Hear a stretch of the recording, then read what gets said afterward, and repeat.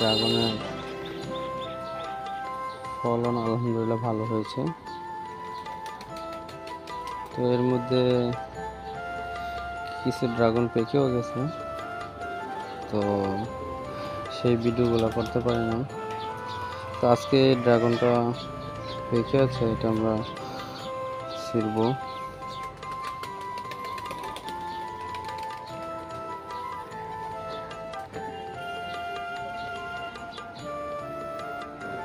অনেক সুন্দর একটা কালার আসছে।